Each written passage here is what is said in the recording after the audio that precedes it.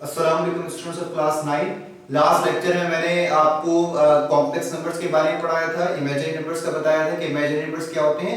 And then फिर हमने ये देखा कि जब हम रियल और इमेजिनरी नंबर्स को मिलाते हैं तो हम एक नया नंबर सिस्टम बना लेते हैं जिसको हम क्या कहते हैं, कॉम्प्लेक्स नंबर सिस्टम। तो उसी को देखते हुए हमने जो मैंने आपको लास्ट लेक्चर में चीजें समझाई थी अबाउट कॉम्प्लेक्स नंबर, उसी को देखते हुए हमने यहाँ पर सवाल सॉल्व करने एक्सरसाइज 1.5 की, हमारी न्यू एक्सरसाइज 1.5। तो उसका पहला सवाल है which is right the following complex numbers in the form of a plus iota b for the given ordered pair. Ordered pair का मैंने लास्ट टाइम आपको बताया था, मैं दोबारा बता देता हूं ऑर्डर्ड पेयर क्या होते हैं। जब आपके पास कोई भी दो नंबर्स आपके पास इस फॉर्म में लिखे हो, दो नंबर या दो से ज्यादा नंबर्स अगर आपके पास लिखे हुए हैं इस फॉर्म में कुछ, तो इस फॉर्म को हम कहते हैं ऑर्डर्ड पेयर। ठीक है, यूजुअली ये दो नंबर्स ही होते हैं क्योंकि पेयर का मतलब दो ही होता है, तो ऑर्डर्ड पेयर मतलब इस फॉर्म में अगर आपके पास कोई भी नंबर लिखा हुआ है। जैसे यहाँ पर मैंने दो पार्ट लिखे हैं सवाल के, वैसे इसके 6 पार्ट्स हैं, लेकिन अगर आपको ये दो समझ में आ जाए तो आप बाकी तमाम पार्ट जो है खुद से कर सकते हैं। तो इन दो पार्ट्स को हमने करना क्या है कि a प्लस आयोटा b वाली फॉर्म में लिखा, और आप जानते हैं a प्लस आयोटा b वाली फॉर्म क्या है। a प्लस आयोटा b का मकसद ये हुआ कि आपको कॉम्प्लेक्स नंबर सिस्टम की फॉर्म में इसको शो करना है। कॉम्प्लेक्स नंबर का मैंने लास्ट टाइम आपको इंट्रोडक्शन दिया है लास्ट लेक्चर में, अगर किसी को कोई कंफ्यूजन है तो वो लेक्चर देख लें। उसमें मैंने बताया आपको कि कॉम्प्लेक्स नंबर डिनोट किया जाता है z से, और ये बराबर होता है a प्लस आयोटा b के। तो इस ऑर्डर्ड पेयर को हमें इस फॉर्म में लिखना है यहाँ पर। ठीक है, इसमें हमें ये पता था कि z जो है वो किसको रिप्रेजेंट करता है, कॉम्प्लेक्स नंबर को। z का मतलब होता है कॉम्प्लेक्स नंबर। ठीक है, a का मतलब क्या होता है यहाँ पर, इसका रियल पार्ट, और ये आयोटा b का मतलब क्या है, इमेजिनरी पार्ट। यानी कि कॉम्प्लेक्स नंबर सिस्टम जब आप बनाते हैं तो इसमें ये बेसिकली कॉम्बिनेशन होता है रियल नंबर्स का और इमेजिनरी नंबर्स का। तो यहां पर हमें इस ऑर्डर्ड पेयर को इस फॉर्म के अंदर हमें लिखना है। ठीक है, कैसे लिखेंगे देखते हैं इसको। ये बात मैंने आपको लास्ट टाइम बताई थी कि ऑर्डर्ड पेयर में, क्योंकि ऑर्डर्ड पेयर में तो कॉमा है, हमें यहाँ पर आयोटा तो लगा हुआ नहीं है। जैसे अगर आपके पास कॉम्प्लेक्स नंबर आप लिखते हैं z is equal to a plus iota b वाली फॉर्म में, इस वाली फॉर्म में, तो इसमें तो आयोटा आपको बता रहा है कि ये क्या है, इमेजिनरी नंबर है। लेकिन ऑर्डर्ड पेयर में हमें नहीं पता चल रहा होता क्योंकि आयोटा नहीं है, दोनों नंबर्स हैं, तो हमें नहीं समझ में आ रहा होता कि इनमें से रियल कौन सा है, इमेजिनरी कौन सा है। तो याद रखिएगा जब भी ऑर्डर्ड पेयर की फॉर्म में लिखा हुआ है कॉम्प्लेक्स नंबर, यानी लिखा हुआ है z is equal to, let's say z is equal to a, b, अगर इस फॉर्म में लिखा हुआ है तो इस फॉर्म में आपके पास ये जो पहला पार्ट होगा यहाँ पर, ये जो फर्स्ट नंबर होगा वो हमेशा क्या होगा, रियल, और सेकंड वाला हमेशा क्या होगा, इमेजिनरी। तो अब इसको इस फॉर्म में लिख के देखते हैं कि कैसे लिखा जाएगा। z is equal to a plus iota b, तो इसका आंसर क्या होगा, आप सबसे पहले लिखेंगे z बराबर है a plus iota b। a plus iota b का मतलब क्या होगा, real part and imaginary part.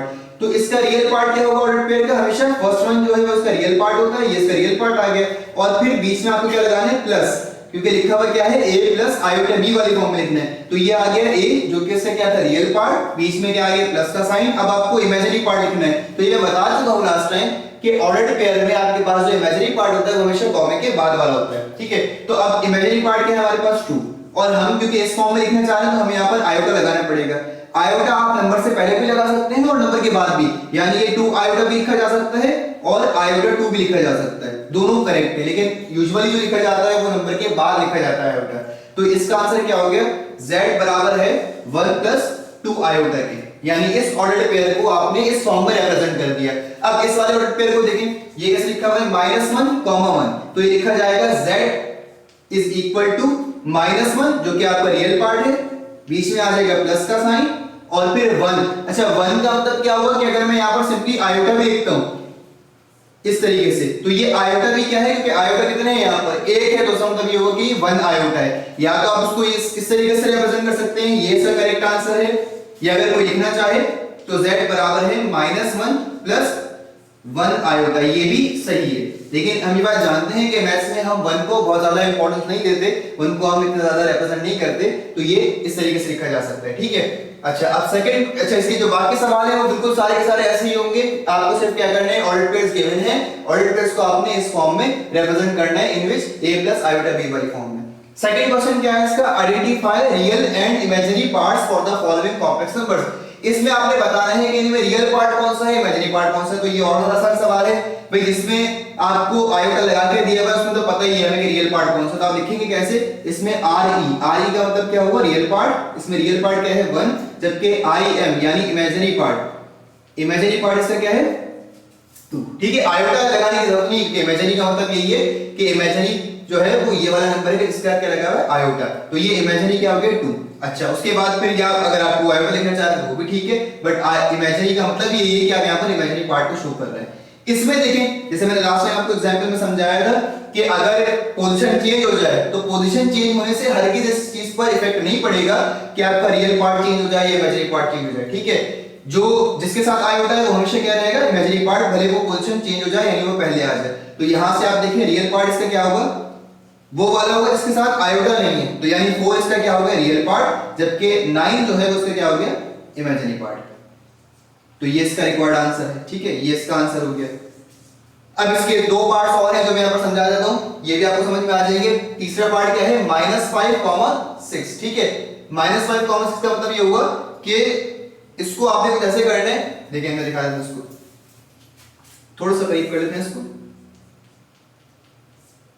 -5, 6।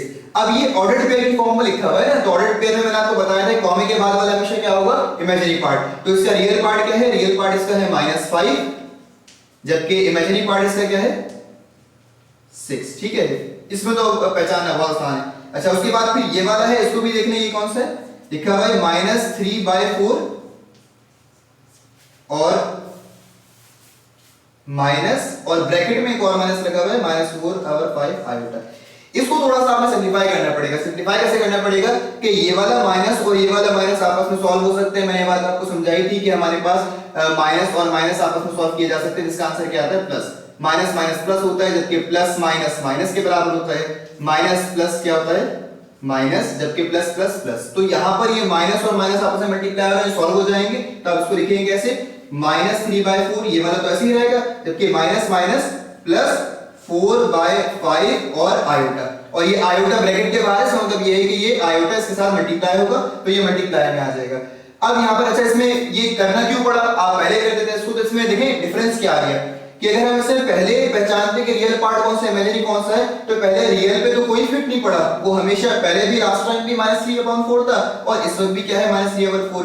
जबकि इमेजिनरी पार्ट अगर आप पहले लिखते यानी बिफोर सिंप्लीफिकेशन, तो इमेजिनरी पार्ट पहले क्या होता -4/5, जबकि अब क्या आ रहा है इमेजिनरी पार्ट +4/5। तो ये डिफरेंस आ जाएगा। तो जब भी ब्रैकेट्स लगे हुए हो इस तरीके से साइन आपस में डील करवा रहे हो, तो आप उसको सॉल्व करेंगे, सिंपलीफाई करेंगे और उसके बाद फिर आप उसे बताएंगे कि इसमें रियल पार्ट कौन सा है और इमेजिनरी पार्ट कौन सा है। तो इसका रियल पार्ट यकीनी तौर पर क्या होगा, ये वाला व्हिच इज एक्चुअली -3/4, और इमेजिनरी पार्ट क्या हो गया इसका 4/5 +4/5। ठीक है, तो इमेजिनरी पार्ट इसका हो गया आपके पास 4/5। तो ये इसका आंसर हो गया रिक्वायर्ड। तो ये दो सवाल हैं इसके जो मैंने अभी करवा दिए, फिर इंशाल्लाह इनके नेक्स्ट क्वेश्चन जो है वो हमारा कॉन्जुगेट से रिलेटेड है, तो उसके लिए पहले मुझे कॉन्जुगेट समझाना पड़ेगा और फिर उसके बाद वो सवाल हम करवाएंगे। तो इन दो सवालों में कोई कंफ्यूजन आपको हो तो आप पूछिएगा, बाकी हम इंशाल्लाह नेक्स्ट वीडियो में इसके जो बाकी सवाल है वो करने की कोशिश करेंगे।